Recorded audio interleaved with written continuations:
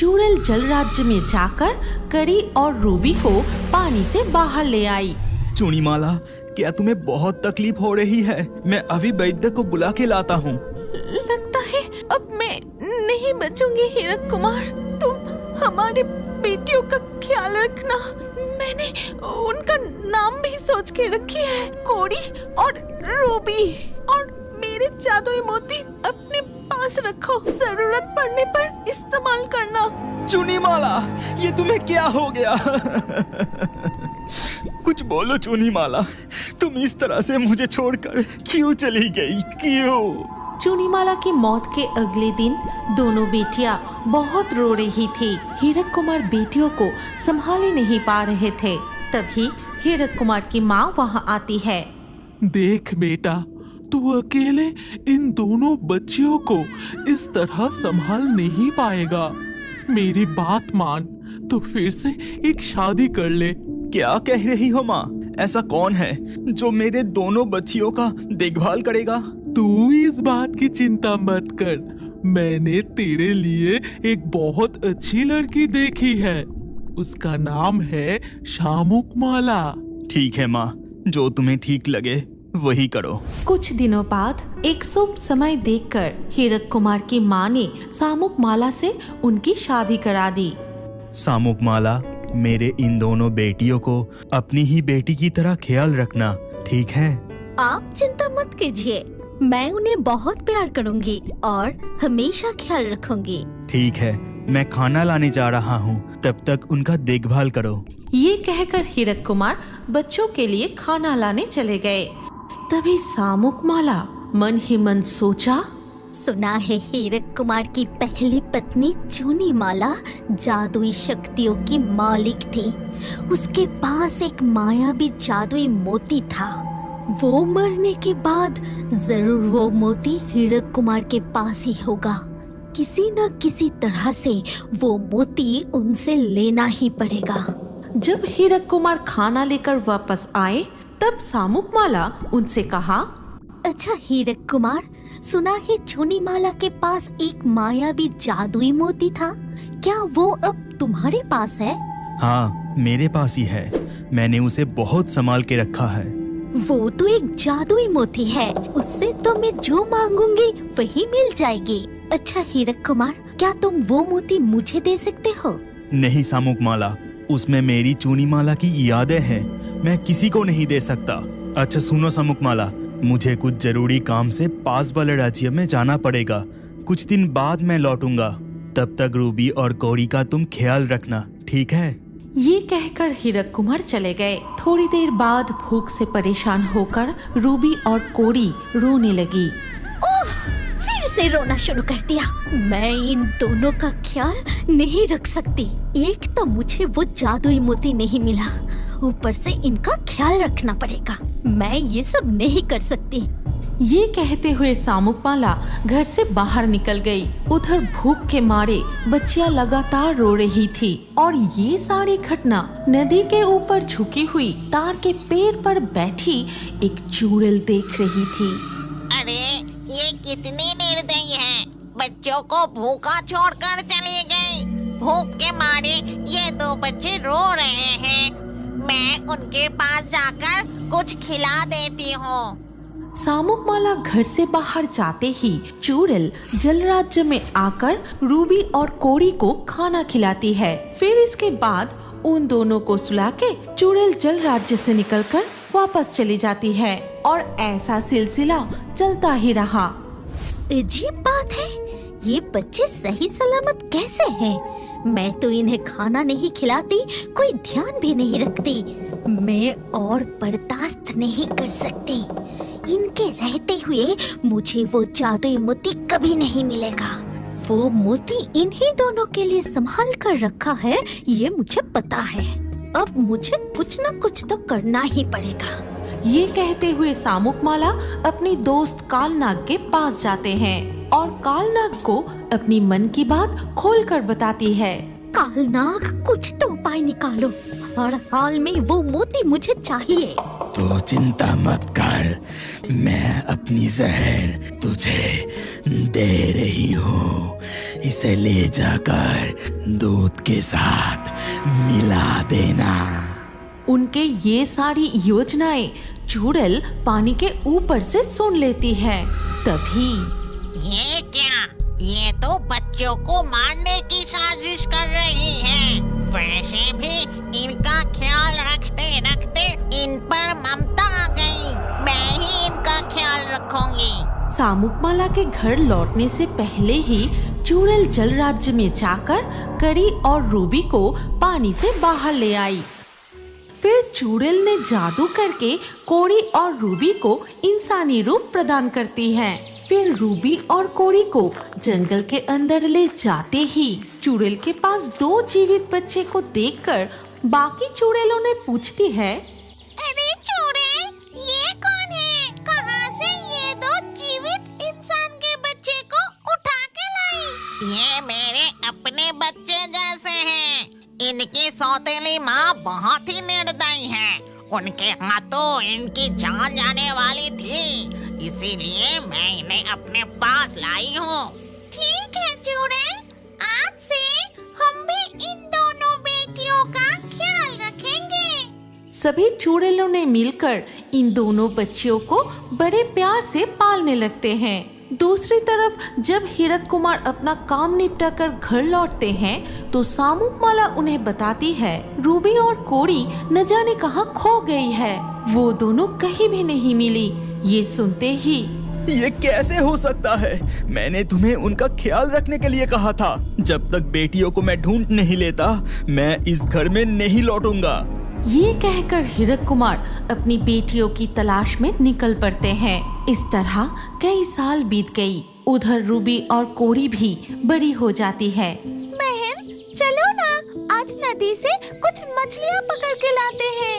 हाँ, बहुत मजा आएगा। चलो, कांटे से आज हम बहुत सारे मछलियाँ पकड़ेंगे। उधर इतने सालों से हीरक कुमार पूरे जल राज्य में रूबी और कोड़ी को ढूंढने के बाद भी जब वो नहीं मिले, न जाने मेरे बेटियां कहाँ खो गए, अभी तक नहीं मिला। कोड़ी और रूबी के बिना मैं घर नहीं लौटूंगा। उनके बिना इस जल राज्य में भी रहने की मन नहीं है। मैं जादुई मोती के मदद से रूप बदलकर बाकी जिंदगी स्थल भाग में रह के बिता दूंगा। ये कहते ही हीरक कुमार अपनी जादुई मोती की मदद से रूप बदलकर स्थल भाग में आ जाते हैं और जंगल के रास्ते से चलते हुए उन्हें अचानक एक जहरीला सांप ने काट लिया और साथ ही साथ हीरक कुमार बेहोश होकर जमीन पर गिर जाते हैं। रूबी, इस जंगल में कौन इस तरह से चीख रहा है? हाँ, चलो जाकर देखते हैं। कोड़ी और रूबी दौड़ते हुए वहां जाकर देखते हैं कि एक आदमी बेहोश होकर पड़ा है और उनके पूरा शरीर नीला पड़ गया। ये क्या? इस आदमी को तो जहरीला सांप ने काट लिया है। हमें जल्दी से कुछ करना चाहिए। माँ ने बताया था कि हम जन्म से ही जादुई शक्तियों के साथ पैदा हुए हैं। क्यों ना हम अपनी जादुई शक्तियों से इस आदमी को बचाए। फिर रूबी और कोड़ी अपनी जादुई शक्ति से हीरक कुमार के शरीर से सारा जहर निकल देते हैं। तभी हीरक कुमार की रूप बदलकर वो एक मत्स्य मानव के रूप में आ जाते हैं। ये क्या? मैं जिंदा हूँ। तुम दोनों कौन हो? क्या तुम दोनों मुझे जादू से बचाया? हाँ, हमने जादू से तुम्हारे शरीर से जहर निकाला है। हम 2 बहन रूबी और कोड़ी इसी जंगल में रहते हैं, लेकिन तुम तो मछली मानव हो। इस जंगल में कैसे? क्या कहा? तुम दोनों का नाम रूबी और कोड़ी है और यहाँ रहते हो? इसके बाद हीरक कुमार अपनी जिंदगी की सारी कहानी रूबी और कोड़ी को बताते हैं। ऐसा था मेरा अतीत। जो भी हो, तुम दोनों मेरे जान बचाए। इसलिए अगर तुम चाहो तो मेरे साथ मेरे जल राज्य में जाकर घूम सकती हो। ठीक उसी वक्त चुड़ैल वहाँ आके हीरक कुमार से कहती है, कभी नहीं हीरक कुमार। रूबी और कोड़ी जल राज्य में वापस गई तो उनकी जान को खतरा है। मैं ऐसा नहीं होने दूंगी। ये क्या? तुम तो एक चुड़ैल हो और ये सब क्या कह रहे हो? मुझे पहचाने कैसे? फिर चुड़ैल हीरक कुमार को सामुकमाला के बारे में सब कुछ बता देती है और सब कुछ सुनकर हीरक कुमार, इसके मतलब ये दोनों मेरे खोए हुए रूबी और कौड़ी है। चुड़ैल, मेरी बेटियों को वापस ले जाने की अनुमति दो। मैं वादा करता हूँ जलराज्य लौटकर सामुकमाला को इस अन्याय का सजा दूंगा। ये कहकर हीरक कुमार दोनों बेटियां रूबी और कोड़ी को लेकर जलराज्य में वापस लौट जाते हैं। जलपरी मणिमाला हर दिन की तरह उस दिन भी अपने ख्याल में नदी के पानी में तैर रही थी। तभी अचानक उसे सुनाई देती है,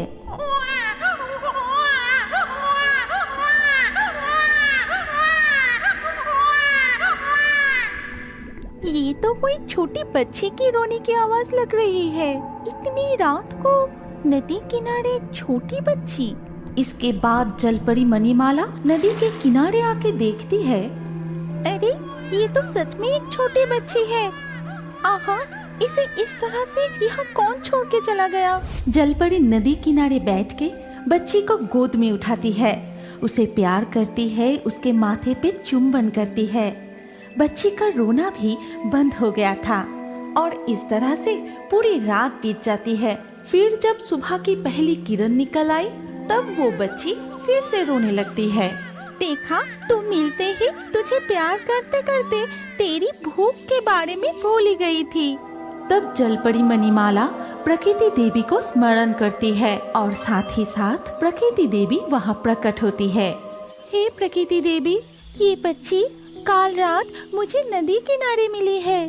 वो बहुत ही भूखी है और अब मैं क्या करूं, मैं समझ नहीं पा रही हूँ। वो एक इंसानी बच्चा है, उसे यहाँ छोड़ के तुम्हें पानी में लौट जाना चाहिए। उसकी भलाई इंसानों के ऊपर छोड़ दो। नहीं नहीं प्रकृति देवी, उसे मैं इन 2 हाथों से गोद में उठाई हूँ। वो भी मेरी गोद में कितनी शांति से है। आप सिर्फ मुझे ये बता दीजिए कि मैं कैसे उसकी माँ बन के रह सकती हूँ। ठीक है, जो तुम्हारी मर्जी। तब प्रकृति देवी ने अपनी जादुई शक्ति से जलपरी मणिमाला को मानव रूप प्रदान करती है। फिर मानव रूपी जलपरी अपनी बेटी को गोद में लिए नदी से बाहर आती है। फिर जंगल की रास्ते से गांव की ओर जाने लगी। जलपरी मणिमाला, मुझे वो बच्ची दे दो। मैं उस बच्ची को खाऊंगी और उसकी असली सच मुझे पता है। कभी नहीं, वो मेरी बेटी है। तुम चले जाओ यहाँ से, नहीं तो। लेकिन चुड़ैल छोड़ने वालों में से नहीं थे। वो अपनी लंबी हाथ बढ़ा के जैसे ही बच्ची को छीनने जाती है तभी मणिमाला दौड़ने लगी। प्रकृति देवी बचाइए, बचाइए प्रकृति देवी, इस चुड़ैल के हाथ से बचाइए। तभी अचानक तूफान आ गया। धूल उड़ के चुड़ैल की आंखों में चली गई। तब चुड़ैल को कुछ भी दिखाई नहीं दे रहा था और मणिमाला जल्दी से वहाँ से भाग के गांव में पहुँच गई। फिर एक पुराने मिट्टी के घर में अपनी बेटी को लिए मणिमाला रहने लगती है। तू तो मेरी आंखों का तारा है और इसीलिए आज से तेरी नाम है नयनतारा। लेकिन तुझे बड़ा करने के लिए, पढ़ाने के लिए इस स्थल भाग के मनुष्यों की तरह मुझे भी कुछ काम करना चाहिए। ये सोचते हुए मानव रूपी जलपरी गांव के घर घर जाकर काम की तलाश करने लगी। आपके पास मेरे लिए कुछ काम है? मैं घर के सारे काम जानती हूँ, आप जो कहेंगे वही कर दूंगी। आखिरकार उसे एक घर में काम मिल ही जाती है। फिर धीरे धीरे बेटी नयनतारा बड़ी होने लगी। अब तो वो स्कूल भी जाने लगी है। माँ, मैं चलती हूँ, स्कूल की देरी हो रही है। नहीं, अकेला मत जाओ, हर दिन की तरह मैं ही स्कूल में छोड़कर आऊंगी। लेकिन आपको तो तेज बुखार है माँ, और काम पे भी तो जाना है। मैं स्कूल अकेले ही चली जाती हूँ। लेकिन मणिमाला नयनतारा की बात नहीं मानती और उसका हाथ पकड़कर स्कूल ले जाती है। और इस तरह धीरे धीरे नयनतारा बड़ी हो गई। अब वो कॉलेज में जाती है। लेकिन मणिमाला नयनतारा को एक दिन के लिए भी अकेला नहीं छोड़ती। इस बीच डायन इतनी बरसों से उस बच्ची को खाने की कोशिश कर रही हूँ, लेकिन कभी मौका नहीं मिला। अब नयनतारा को मणिमाला से अलग करने की तरकीब सोचनी होगी। इस तरह दिन बीतते रहे, लेकिन आज तक नयनतारा चुड़ैल की हाथ नहीं लगी। अब कॉलेज की पढ़ाई पूरी करने के बाद उसे गांव की एक छोटी स्कूल में नौकरी मिलती है। और पहले दिन जब वो काम पे जा रही थी, माँ, अब मैं बड़ी हो गई हूँ, नौकरी करने जा रही हूँ। क्या आज भी आप मुझे छोड़ने और लाने जाएंगे? तू समझ नहीं पा रही है, अगर तुझे कुछ हो गया तो मैं ही तुझे स्कूल में छोड़ने जाऊंगी और लेने भी आऊंगी। लेकिन ये पहली बार है जब नयनतारा अपनी माँ की बात नहीं मानी और जैसे ही वो अकेले घर से निकली, अरे वाह, इतने दिनों बाद मौका मिला है, लेकिन उसके सामने मुझे भेष बदल के जाना होगा। ये सोचकर वो चुड़ैल एक बूढ़ी औरत का भेष में नयनतारा के सामने आई। नयनतारा, अरे ओ नयनतारा, जरा इधर तो आ बेटी। कौन है आप? आप मुझे जानते हैं? पहचानती हूँ ना, और तुम्हारे बारे में भी सब कुछ जानती हूँ, और इसीलिए तो बताने के लिए आई हूँ तुम्हारी पास। फिर चुड़ैल नयनतारा की असल परिचय की राज बताती है। ये भी बताती है कि मणिमाला उसे चुरा के जबरदस्ती अपनी पास रखी है। और ये सुनकर नयनतारा को बहुत गुस्सा आ जाती है और वो सीधा घर जाकर माँ से अपनी असली परिचय के बारे में पूछता है। कहो माँ, क्या ये सारी बातें सच है? कहो मुझे। हाँ, ये सब कुछ सच है, लेकिन मैं चोरी नहीं की। नयनतारा वहाँ एक पल भी नहीं रुकी और सीधे अपनी असली माता पिता के पास चली गई। क्या रे, तू इतना बड़ा हो गया है फिर भी कोई काम नहीं करता। माँ बीमार है, कोई चिंता नहीं तुझे, सिर्फ खाता है, घूमता है और सोता रहता है तू। अब जाइए यहाँ से, इतना भाषण देने की कोई जरूरत नहीं। जिस दिन तू और तेरी बहन जन्म ली थी, उस दिन तेरी बहन को मैं नदी किनारे छोड़ के आया था। अगर वो हमारे साथ होती तो हमारा जरूर ख्याल रखता। उस दिन कितनी बार मना की थी, आज समझ आ रहा है ना। लड़की कभी बोझ नहीं होती और लड़का हमेशा हीरा नहीं होता। ये सुनने के बाद नयनतारा रोती हुई वहाँ से चली जाती है और रास्ते में उसे फिर से वो बुढ़िया दिखाई दी। क्यों रे, देखा ना, तुझे कोई प्यार नहीं करता। अब मैं तुझे खाऊंगी, फिर तेरी ये जवानी खूबसूरती मुझे मिल जाएगी। ये कहते ही वो चुड़ैल की रूप धारण करती है। इधर तक नयनतारा की पीछा करते हुए उसकी माँ मणिमाला भी वहाँ पहुँच चुकी थी और वो चुड़ैल को देखते ही प्रकृति देवी को शरण करने लगी और साथ ही साथ आसमान से एक बिजली चुड़ैल की ऊपर गिरी और तभी चुड़ैल वहाँ ही मर गई। अब मुझे नदी में वापस लौटना पड़ेगा। क्यों माँ, आप मुझे इस तरह अकेले छोड़कर पानी में क्यों चले जाएंगे? प्रकृति देवी ने शर्त रखे थे, जिस दिन तुम्हें असलियत का पता चल जाएगा उसी दिन तुम्हें छोड़कर मुझे नदी में लौटना होगा।